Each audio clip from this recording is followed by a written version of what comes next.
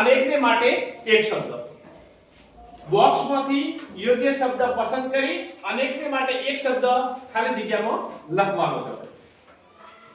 એમાં આ બોક્સની અંદર તમને શબ્દો આપેલા છે. એ શબ્દોનો તમારે શું કરવાનો છે? હું જે તમને પ્રશ્ન પૂછ્યો એનો તમારે શું આપવાનો છે? જવાબ આપવાનો છે. અને આપણે બોક્સમાંથી શબ્દ શોધીશું. એક, પુસ્તકોનો જ્યાં સંગ્રહ કરવામાં આવે છે તે સ્થાન. બોલો અંકિત.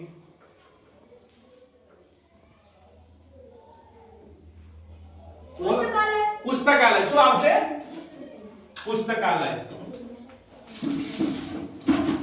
એના પછીનો બીજો પ્રશ્ન છે, લાકડા કે પથ્થરને કોતરવા તથા આકાર આપવા માટેનું અણીદાર સાધન શું કહેવાશે? હતું શું કહેવાશે? તોકણું. શું કહેવાશે? તોકણું. સરસ. ત્રીજો પ્રશ્ન છે, પોતાના હાથે જ લખાયેલી પોતાની જીવન કથા શું કહેવાશે? આત્મકથા. આત્મકથા. બહુ સરસ જવાબ છે, આત્મકથા. ચોથો પ્રશ્ન છે, પોતાની જીવન કથા બીજા દ્વારા લખાવી તે. મહેન્દ્ર જીવન ચરિત્ર. શું આવશે? જીવન ચરિત્ર. શું આવશે? જીવન ચરિત્ર. એના પછીનો પાંચમો પ્રશ્ન છે, મકાન કે ઘર નીચે આવેલો રોડ એનું શું કહેવાશે? ભોયરું. શું કહેવાશે? ભોયરું. છઠ્ઠો પ્રશ્ન છે, જ્યાં કલાત્મક વસ્તુઓ કે જાહેરાત માટેની વિવિધ ચીજ વસ્તુઓ મૂકવામાં આવે તે સ્થાન. અર્જુન. પ્રદર્શન. પ્રદર્શન. શું કહેવાશે? પ્રદર્શન. તો અહીં આપણે લખીશું પ્રદર્શન. એના પછી છેલ્લો પ્રશ્ન છે, ટેનિક એસિડ દ્વારા પશુઓની ચામડીમાંથી બનાવવામાં આવતો પદાર્થ. ભરત. ચામડું. ચામડું. શું આવશે? ચામડું. આપણે અહીં લખીશું ચામડું. રેડી? હવે આગળનો આઠમો પ્રશ્ન, ભોજનની વાનગીઓની યાદી એને શું કહેવાય? અતુલ. મેનુ કહેવાય. શું કહેવાય? મેનુ. તો અહીં લખીશું આપણે મેનુ. ચાલો એના પછીનો નવમો પ્રશ્ન છે, ખૂબ ઉત્સાહી પ્રશંસક કે સમર્થકને પ્રખ્યાત વ્યક્તિ દ્વારા પોતાના હાથનું આપવામાં આવતું લખાણ એને શું કહેવાશે? રોહિત. હસ્તાક્ષર. હસ્તાક્ષર. તો અહીં લખીશું સ્વ હસ્તાક્ષર. એના પછીનો 10મો પ્રશ્ન છે, કોઈને મૂર્ખ બનાવવાનું કે છેતરવાનું કાર્ય કરવાનો નુસ્ખો.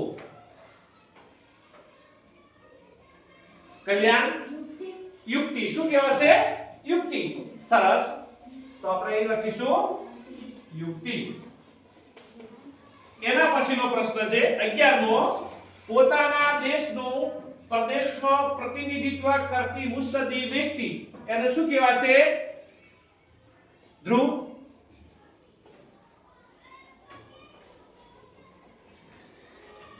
કિશન. રાજદૂત. રાજદૂત. શું કહેવાશે? રાજદૂત. તો આપણે અહીં લખીશું રાજદૂત. 12મો પ્રશ્ન છે, ઇમારતી લાકડાને નુકસાન કરતી નાની કીડી જેવી જીવાત. રાહુલ. રાહુલ. ભરત. ઉદય. શું કહેવાશે? ઉદય. અને શું કહેવાશે? ઉદય. તો આપણે અહીં લખીશું ઉદય. છેલ્લો પ્રશ્ન છે, પરદેશ જવા માટેનો પરવાનો.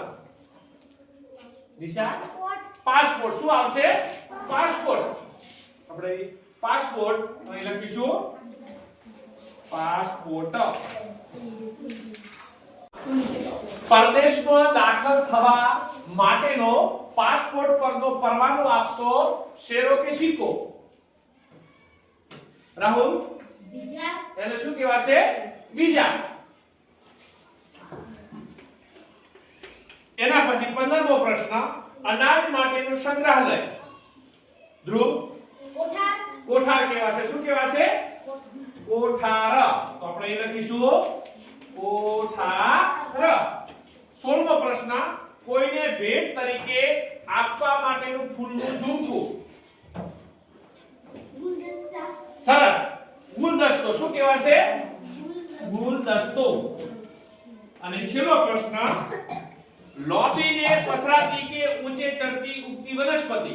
વેલ. નીરજ. વેલ. વેલ કહેવાશે. શું કહેવાશે? વેલ. તો અહીંયા આપણે લખીશું વેલ. વેલ.